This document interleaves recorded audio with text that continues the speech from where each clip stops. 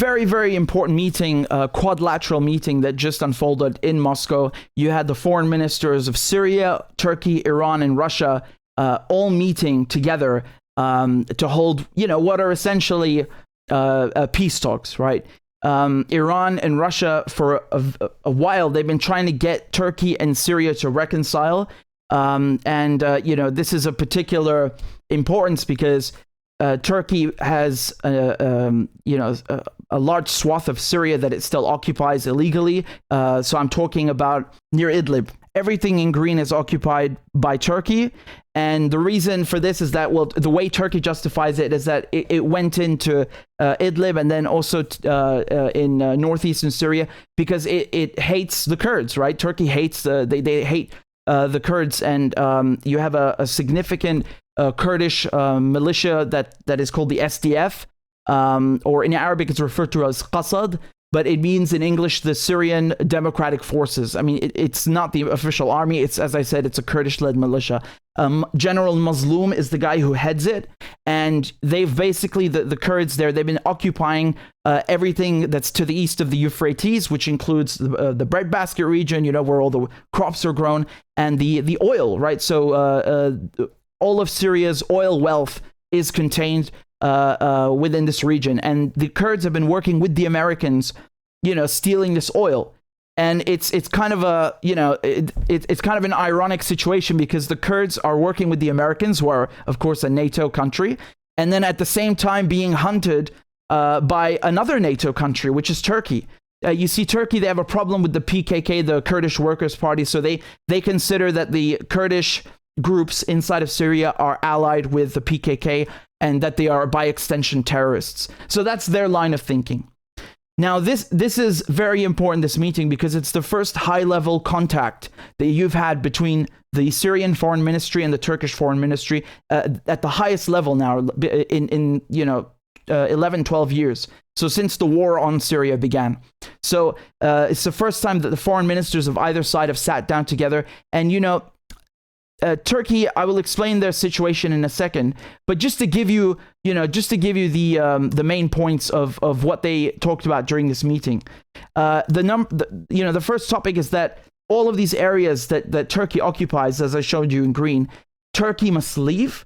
Syria's territorial integrity and sovereignty have to be respected, right? These are terms that you suddenly hear about now when it comes to Ukraine, but when it comes to Syria, no one cares, Iran and Russia do care, and they're making it clear to Turkey that you have to get out, you have to leave. Remember, these are no joke, what we're talking about. And just recently, it was going to get worse. Turkey was talking about coming in and taking even more. So they wanted to go in 30 kilometers deeper inside Syria to extend their so-called buffer or whatever. Their self-proclaimed terrorist or counter-terrorist movement against the Kurds. So this is a hot topic. It's a very important issue. Bashar al-Assad, the Syrian president, he has made it very clear that there will be no meeting between him and a Turkish president, whether that's Erdogan or whether his opponent wins next week. He has said it very clearly that once Turkey, the day that Turkey pulls out of Syria, Bashar al-Assad, he will meet the Turkish president the very next day, right? The very next day. So it's entirely contingent on Turkey's behavior. Now, if you think that they're just, a bunch of soldiers walking around, this is very serious because, the areas in Idlib and surrounding Idlib, they're not even using Syrian money anymore. The Syrian pound or the lira is not even being used. They're using Turkish currency in these areas. It's really going beyond an occupation and turning into an annexation, right? And of course, Turkey annexed or was given by the enlightened Europeans big chunks of Armenia, chunks of Syria. So, this has happened in the past, and it is something that is concerning to Syria, that more territory will be given over to Turkey. Whether the Turks take it by force or the Europeans give it to them, what difference does it make? Now, the second point which they discussed, which was discussed today in Moscow by these foreign ministers, is that, they will endeavor to combat terrorism so they will increase their counter-terrorist efforts. And this is once again a hot topic, because what has Turkey been doing? In addition to occupying these large swaths of Syrian soil, Turkey from the beginning of the war, almost from the very beginning, has been supporting various groups and openly saying, you had Erdogan openly saying that he wants the downfall of the Syrian president, of his neighbor, and he wants, basically to help enact a coup. So Turkey has now been forced to change its position, like most of the world, and admit defeat and accept that, the Syrian people, they want Bashar al-Assad. If they didn't want him, he'd already be gone by now, obviously. And Turkey now has to deal with the groups that help it occupy these areas in green that I'm showing you, because among them you have groups like Hayat Tahrir al-Sham, which is a fancy way of saying Al-Qaeda. Basically Al-Qaeda, they had Al-Qaeda in Iraq and then Al-Qaeda in Syria, and they changed their names. They went from Al-Qaeda to Jabhat al-Nusra, which means Al-Nusra Front, and then they changed from that to Hayat Tahrir al-Sham, or in English you just say HTS for short. So this is Al-Qaeda, pure and simple. It is if not supported, then at the very least tolerated by Turkey. And there are other groups. You have like the Syrian National Army and National Council. These are basically, it sounds like when you say these names, it sounds like it's the, we're talking about the official armed forces of the Syrian Arab Republic. We're not. We are talking about, armed terrorist groups that are trying to coup the government in Damascus with the support of Turkey, that have been created by Turkey, that are funded and armed by Turkey. And keep in mind, during the entirety of the war, where do you think all of these foreign fighters came from that plagued Syria?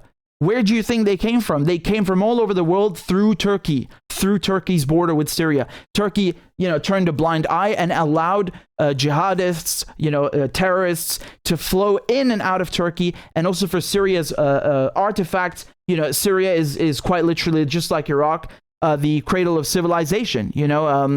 This is where everything began,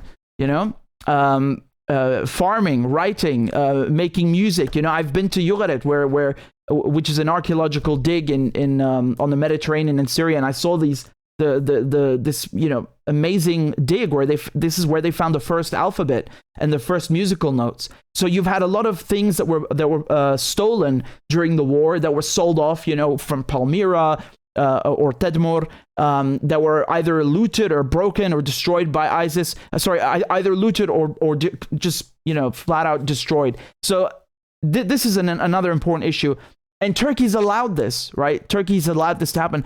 Turkey has bought oil that was taken from oil fields that were conquered and then maintained by various militias, whether it's ISIS or otherwise. And keep in mind, when you do that, when you have a bunch of, literally ragtag rebels and terrorists, stealing and taking over massive oil fields, who have no idea what they're doing, they pollute the environment. And then they also create health problems for the people who live in these areas and nearby. And this is well documented. So all of these things, Turkey has enabled this. So today's point in Moscow about combating terrorism, if I were, God forbid, part of HTS or whatever other group, all these groups that are being supported by Turkey, I'd be worried, because for me, this sounds like you're not going to support us anymore, are you, Turkey? That's what it sounds like, if they're serious, of course. And I do think that having Iran and having Russia sit down at the table with Turkey and Syria, the Turks must take this seriously. This is not a promise that they can break. This is not an agreement. And keep in mind, they didn't sign anything, right? So nothing's been signed at this point or anything like that. It's just mediation.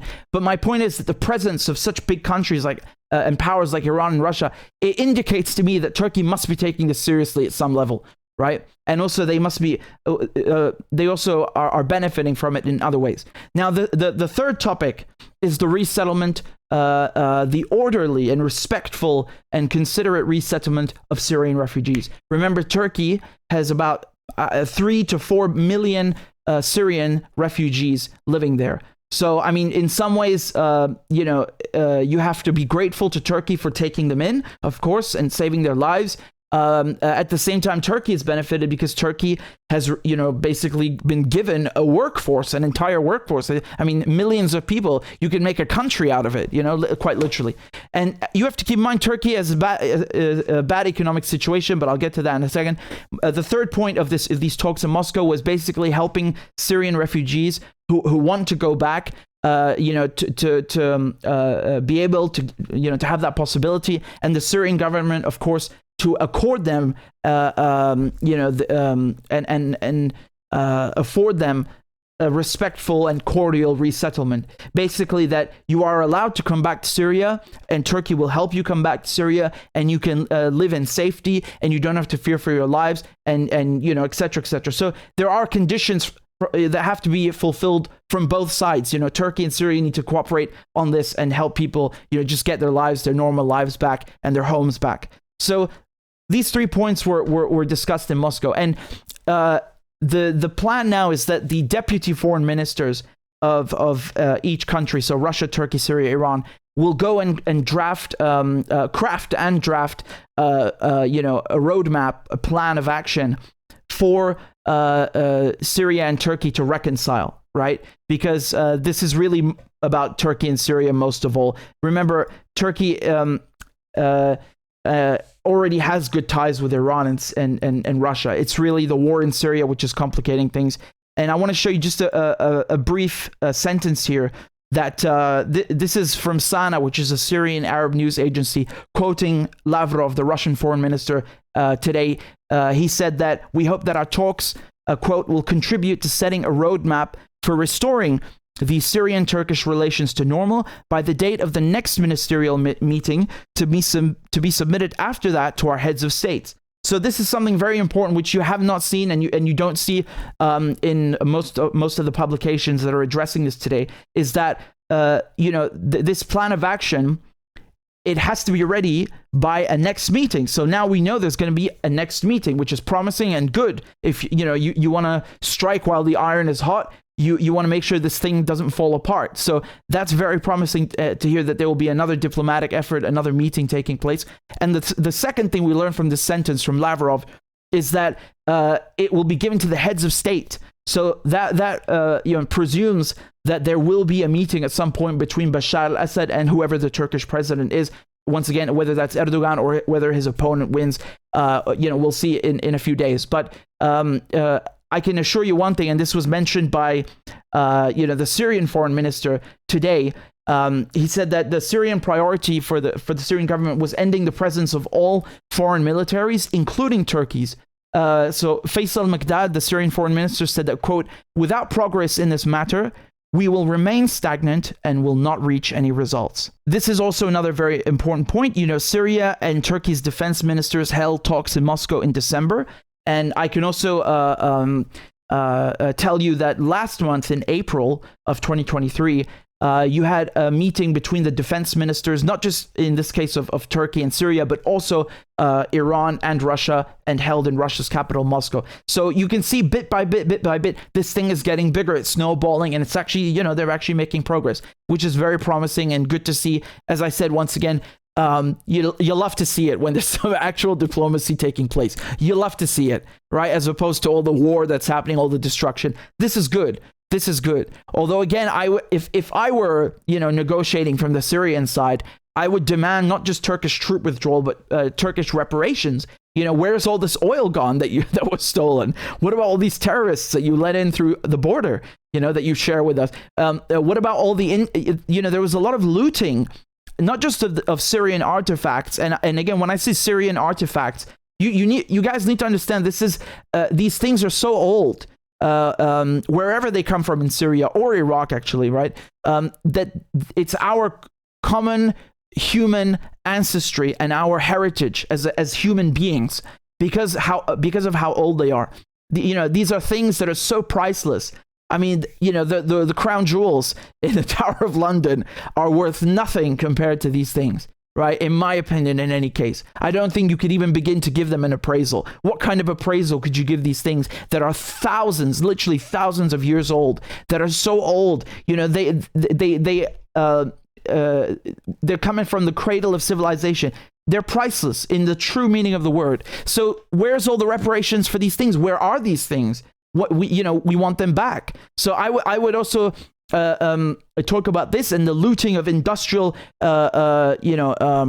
nature. So you had entire factories that were being looted by Turkey. Now, whether this was the Turkish government or Turkey going in and just turning a blind eye to gangs doing it, does it really matter? You have 1,500 factories that were disassembled. The machinery was like, you got guys coming in, physically disassembling industrial machines of every kind and just, hauling them over into Turkey.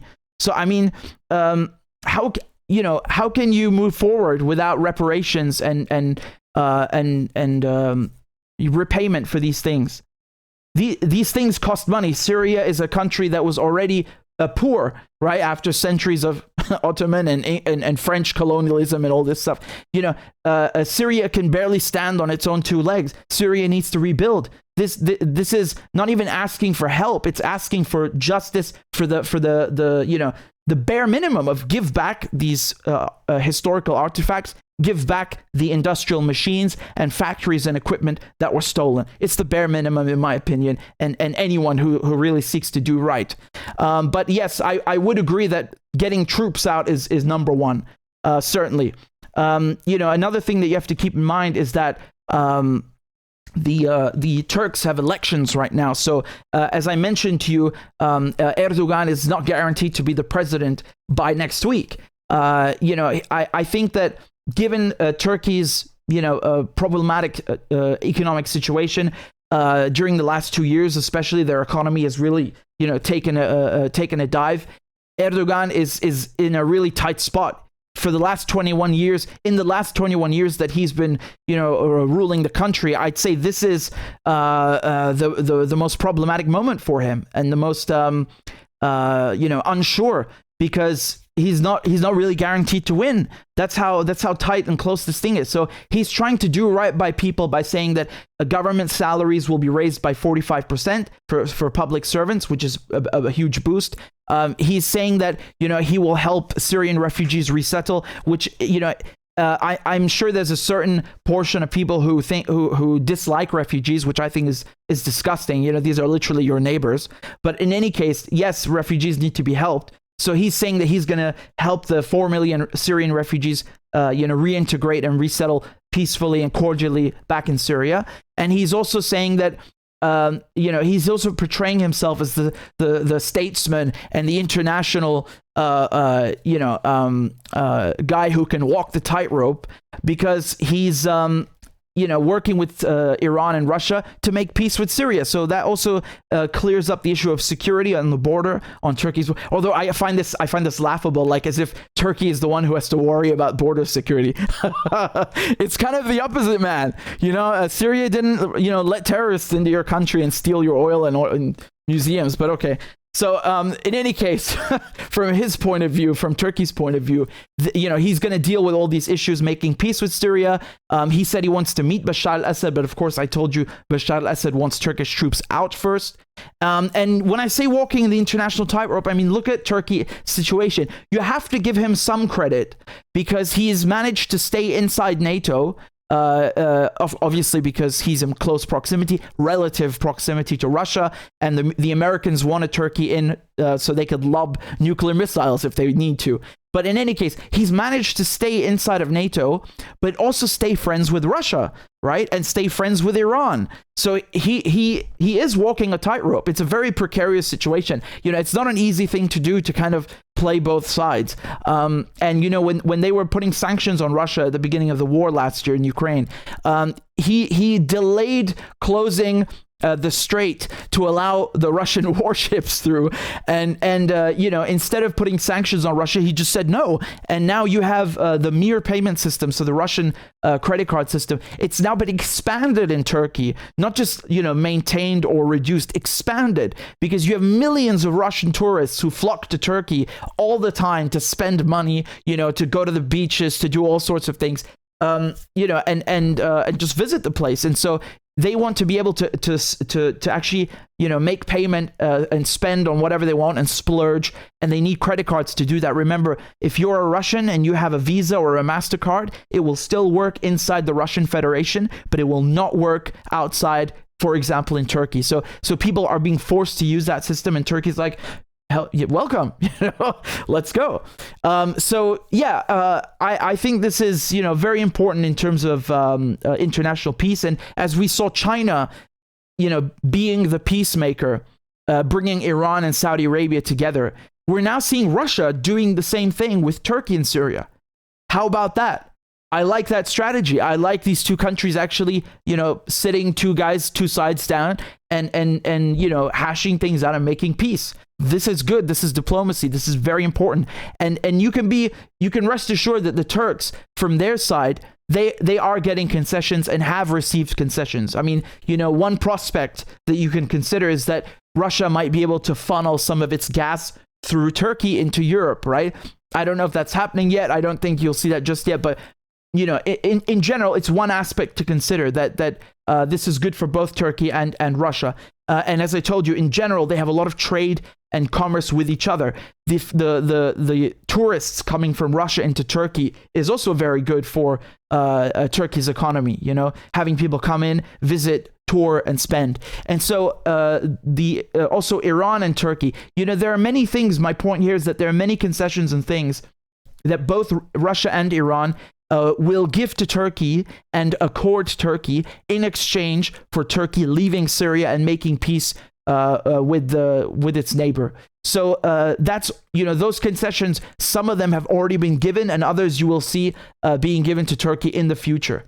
Remember one thing, Turkey, for example, caused a big stir a few years back because they wanted to buy Russian weapons while being in NATO, which is a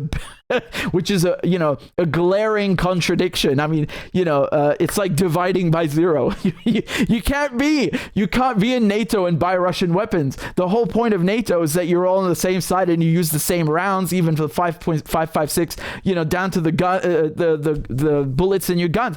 But in any case, he went ahead and did that, and he wants them because Russia makes good weapons. It's just a fact. The S-300, which is the surface-to-air missile system, is very good. It's state-of-the-art. It's better than anything anyone has. This S-400, Jesus, even more so.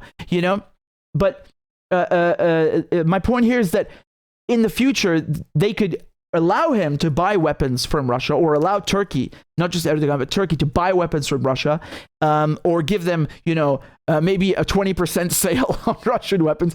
Who knows? We will see. But this is how diplomacy works. It's a little bit quid pro quo. It's nothing corrupt. There's nothing corrupt about this. It's just really how it works. If you want Turkey to do right by Syria, which is your ally, if you're Russia, then you have to do something to, incentivize Turkey to cooperate. You have to give them a little something to get something out of them. It's just the way things work. It's not corrupt. It's just, it's statecraft. It's just the way diplomacy works. That's how it is. So in any case, good to see more diplomacy. Here's a clip of them walking into the room. By the way, I forgot to show you pictures. You can see them entering here. That's a nice plush room.